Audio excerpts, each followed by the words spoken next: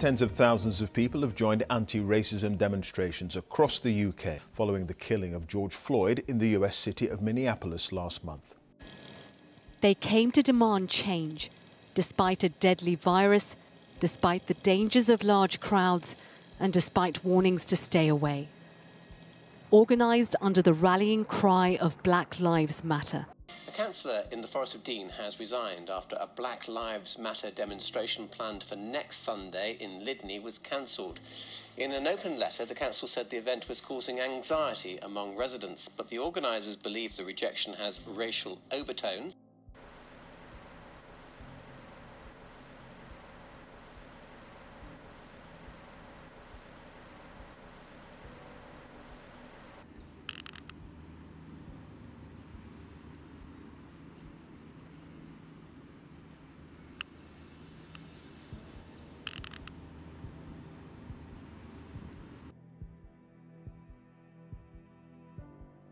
What was your opinion on the protest in Lydney in the summer?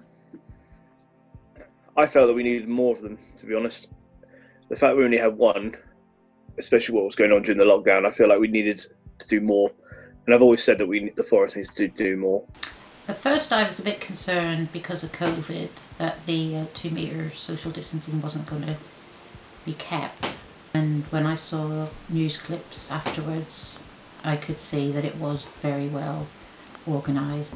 I was against the protest myself purely from the fact we're supposed to be isolating, and a lot of people have stayed in home, and if we're isolating, they shouldn't have done a protest. I agreed with the protests in Lydney, yeah, because the forest needs more mainstream representation.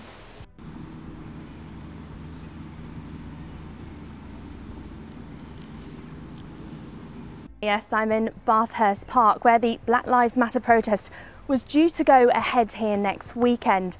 When it was advertised online, hundreds of people very quickly registered their interest to take part in what was said to be a celebration and to educate people about black and minority ethnic communities.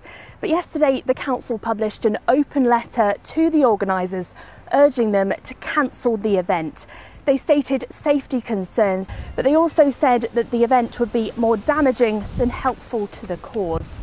But what's angered people is their use of the words "all lives matter," which has been used as an anti-protest against the Black Lives Matter. Well, today, at the moment, the council are meeting with the organisers and hoping to come to some sort of conclusion. Do you think the way that the local council acted was appropriate? Oh no. Absolutely not. No, the way that they tried to get everybody to, well, it got cancelled. I think it was more the fact that people were leaving and disgust from other members. It was a letter that was sent from the council that just stunk of old school forest bigotry and you know, small-mindedness. With the letter, I don't think the council acted appropriately. You claiming all lives matter basically diminished the whole protest. It was understandably at first because we were live in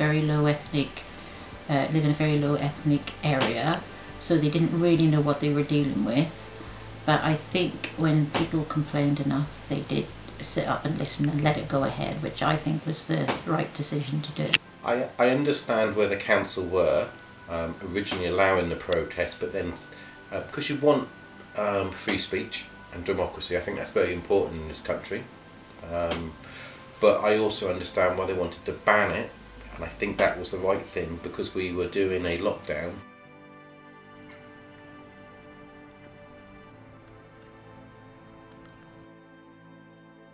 There is a proposal in my constituency to hold a demonstration this weekend on the subject of Black Lives Matter. I abhor racism of any kind.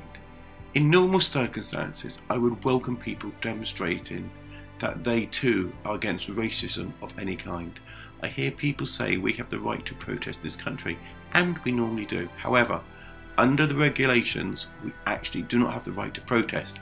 If there is more than 6 people, it is an offence. People attending the protest will be committing a criminal offence which is punishable by a fine. There are plenty of ways people can express their views on social media and so forth.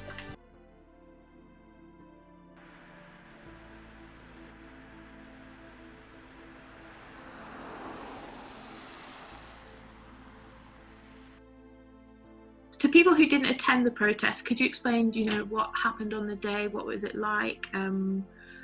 How did people maintain like socially distancing and things like that?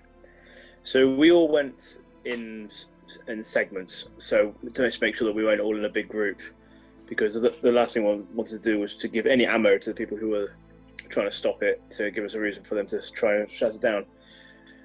We arrived, and I could tell that there was a bit of uneasiness when I could see that there were people in the far end wearing berets, and they had dogs and everything. I could tell that they were part of this group that apparently was going around trying to start fights with people and trying to cause them issues, and we were told very strictly not to go over there and challenge any of them. Social distancing, we would all have no more than, I think it was 3 or 4 in a group. We all had to wear masks, and we had social distancing with everybody unless you was in a bubble or in a household. And everybody who was going on stage had to get sanitised with their hands. The microphone was wiped down and sanitised every time.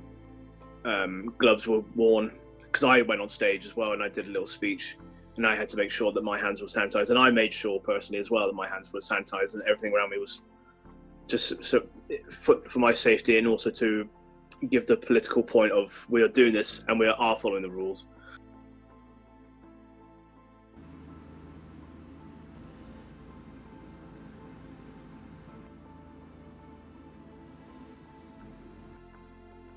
It all finished, was all going home.